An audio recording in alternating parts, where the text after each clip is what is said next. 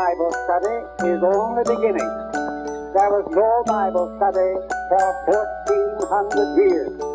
Now we are returning to the Bible.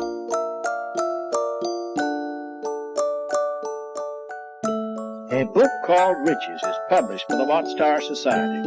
You should possess and carefully read and study such books. The book's entitled Enemies and Salvation. Jehovah's Witnesses now come to you with books explaining these truths, and only those who put themselves under the power and control of that organization can get life everlasting. And we produce 400 million Watchtower and Awake magazines. For information regarding the blessings of peace and righteousness and endless life on earth under God's kingdom, you will find in the new book released here at this assembly for the first time, entitled The New World.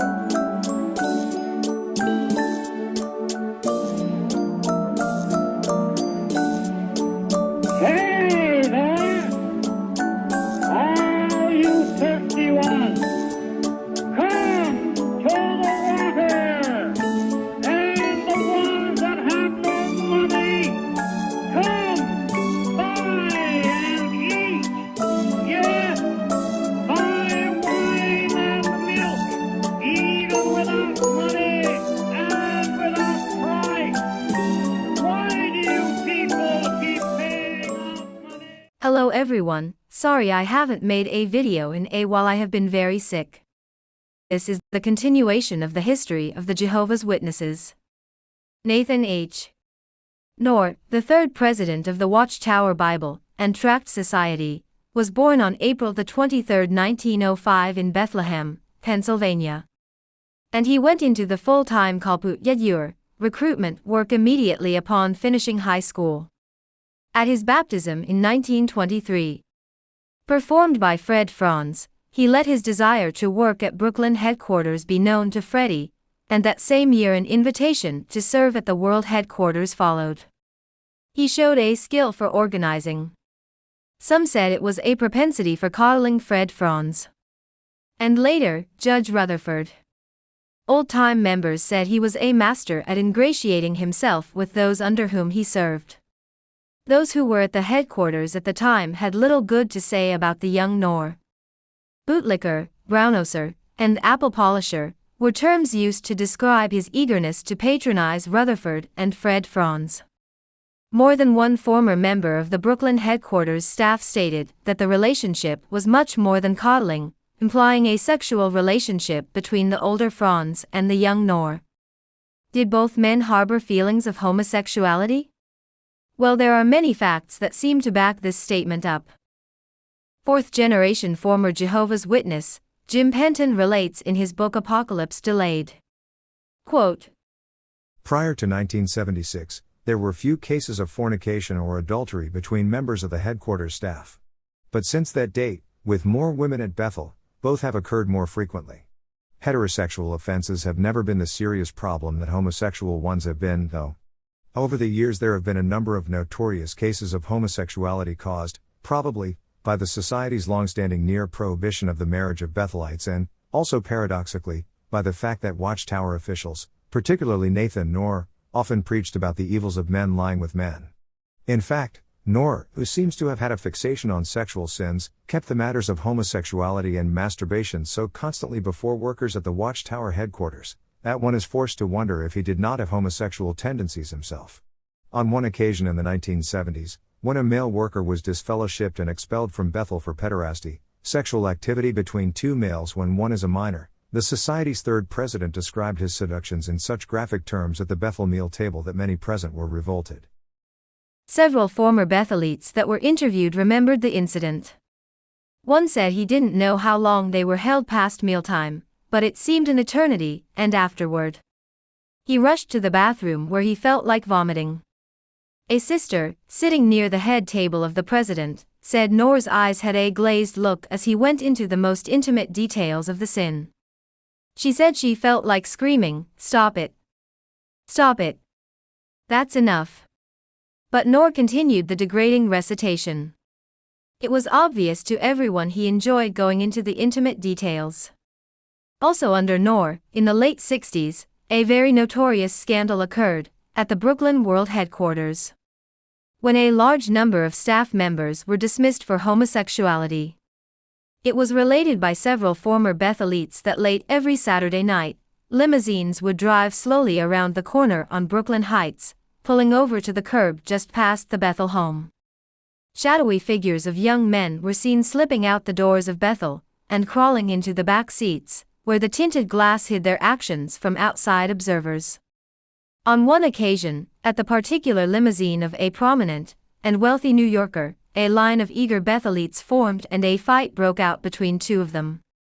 One of the Bethelites that was engaging in such activity was a longtime member of the service department, who was said to be in charge of the southeastern United States. For years, not only did he give circuit and district overseers their spiritual instruction and direction, but made decisions to disfellowship congregation members all over the South for whatever he considered conduct unbecoming a Christian. Nathan Knorr established a relationship with Rutherford through his close friend Franz, through flattery and fawning, and an unbounded willingness to serve in the most menial tasks. Knorr already knew Franz. He was the older man who had delivered the talk at his baptism in 1923.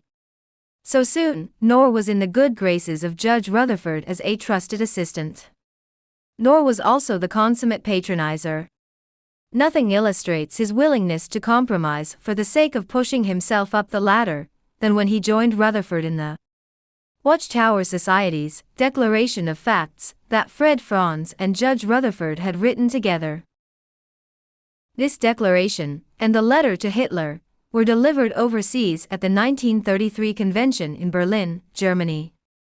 If you haven't heard this story about the Watchtower Society trying to get on the Führer's good side, please watch video 5 in this series where I go into great detail about it. What Judge Rutherford wanted by writing that declaration was to be able to keep on shipping their literature to Germany and whatever other countries Hitler would later invade. So with that letter to the Führer himself, where within it were stated such horrid things as, "The Watchtower holds the same high ideals that the current government of Germany does," and so on. They would make a deal with the devil himself to keep those presses running and production of literature high at any cost. The printing organization basically became a golden calf. After the failed prophecy of 1925, Judge Rutherford became a disillusioned, abusive drinker and a bully.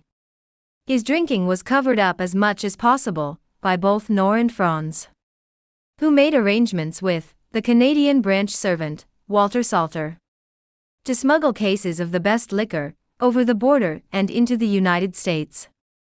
Nathan Noor would make sure that it was picked up with the utmost secrecy, brought to Brooklyn in the middle of the night, and carefully hidden in a room near Rutherford's penthouse apartment, reserved for that single purpose.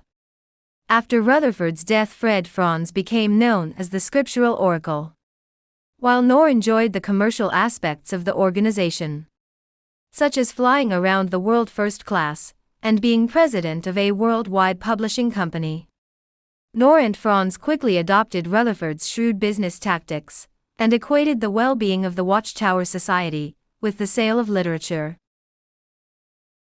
In fact, if one of the books wasn't selling door to door, they would have that book be the focus of the weekly book study.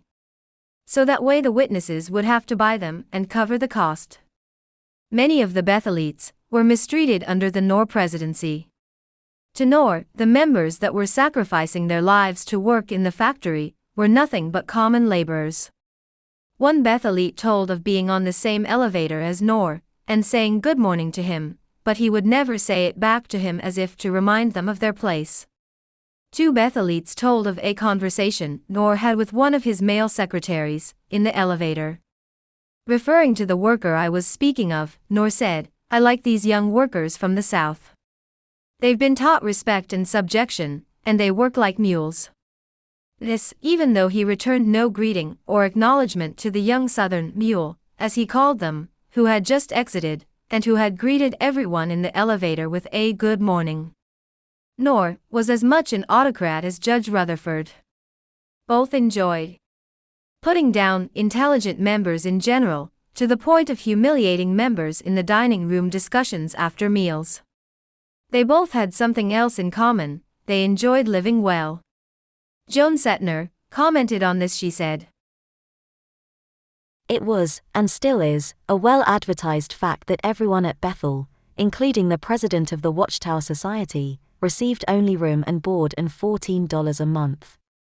Yet, what is not explained is how the president is able to stretch this amount to maintain a Cadillac, travel the world, take people to the most expensive restaurants, and see Broadway shows. People actually donate to him personally, and he uses his expense account to travel first class." It was also obvious that there was a vast difference in living standards between the Knorr penthouse apartment on the 10th floor of Bethel and the normal lot of the Bethel worker. After I had been at Bethel for a few weeks, I received an invitation to visit President Noor and his wife on the 10th floor. His apartment was beautiful, with murals on the walls, private kitchen, television, and other comforts. In addition, the president had a Bethel brother who served him personally and also acted as a cook.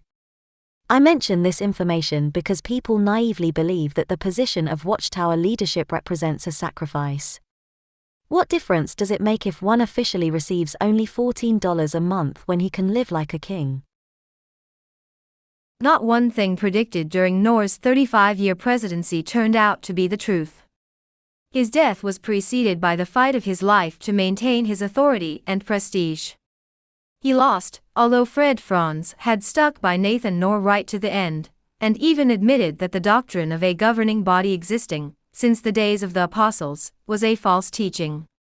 This well-covered-up admission came on September 7, 1975. In talk given to the graduating students and their families at Gilead School, Franz admitted that no such governing body existed during the days of the apostles, and that none had existed since that time.